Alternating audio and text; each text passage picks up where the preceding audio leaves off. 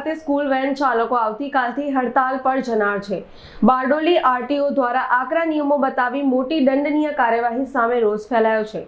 RTO દ્વારા બારડોલી પંથકની શાળાઓમાં વર્દી મારતા વાહન ચાલકોને મેમો આપતા હડતાલ શરૂ કરાઈ છે। રાજકોટની ઘટના બાદ હવે ચામડી બચાવવા જાણે તંત્ર નીકળ્યું હોય તેવું લાગી રહ્યું છે। અહીં વાત છે સુરત જિલ્લાના બારડોલીના આરટીઓ કચેરીની। અત્યાર સુધી રેતી માટીના ડમ્પરો સામે કાર્યવાહી કરવામાં વામણું પુરવાર થયેલ આરટીઓ હવે સામાન્ય વાહન ચાલકોને રંજાડી રહ્યું છે।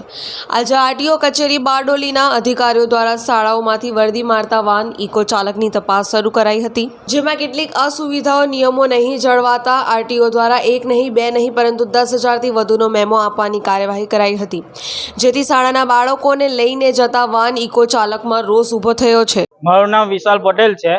અમે સ્કૂલ વાન સાથે સંકળાયેલા છે। હવે આરટીઓ દ્વારા જે રાજકોટની ઘટના બની તે સંદર્ભમાં સ્કૂલ વાન રિક્ષા વાનને જે પકડવાનું એ લોકોનું સ્ટાર્ટ કર્યું છે, પણ આ દંડ એ લોકો જેટલો ફટકારે છે એ શક્ય નથી, કારણ કે નાની વર્દી હોય ને આ દંડ ભરી શકે એવી કોઈ નથી। હવે સરકારશ્રીને એ બી વિનંતી છે કે જે રોડ પર કેટલી ટ્રકો ઓવરલોડ ચાલે છે, જે બસોમાં ઓવરલોડ પેસેન્જર બેસે છે, તેમાં બી ફાયર સેફટીની જરૂર છે, તો આ કોઈ ધ્યાન આપતી નથી ને દર વર્ષે સ્કૂલ વાન પછાડી કોઈને કોઈ ઘટના થકી સ્કૂલ વાન પછાડી આવે છે। તો અમને બી થોડાક બક્ષો ને તમે બીજી જગ્યાએ બી થોડું ધ્યાન દોડાવો ને આ મેમો અમને કોઈ હિસાબમાં ચાલતો નથી, એટલે અમે અચોક્કસ મુદતની હડતાલ પર ઉતર્યા છે। બારડોલી નગર અને આસપાસ મોટી સંખ્યામાં શાળાઓ આવેલી છે, જ્યાં ગ્રામ્ય વિસ્તારમાંથી પણ બાળકો અભ્યાસ કરવા આવે છે।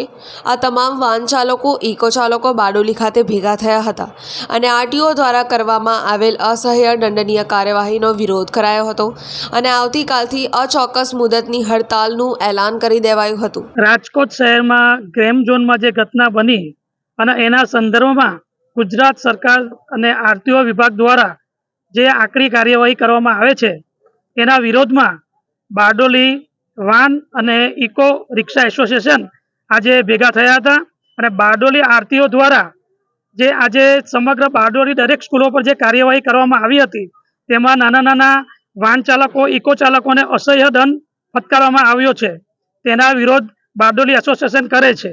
અને જે ગુજરાત સરકાર આરટીઓ વિભાગ દ્વારા જે અમને નિયમો આપવામાં આવે છે તે નિયમોમાં ક્યાંક ને ક્યાંક એનો જે ખર્ચ છે તે અમને પોસાય એમ છે નથી, અને એ ખર્ચ જો અમે કરવા જઈએ તો વાલીઓને એ ખર્ચ પોસાય નહીં, અને એ બધું જો અમે વાલીઓ પર ચડવામાં આવે તો ક્યાંક ને ક્યાંક અમારા ધંધા પર એની અસર થાય, એટલે વાલીઓને પણ ન્યાય મળે, અમને પણ ન્યાય મળે એ સંદર્ભની અંદર અમે આરટીઓની સામે વિરોધમાં ઉતર્યા છે।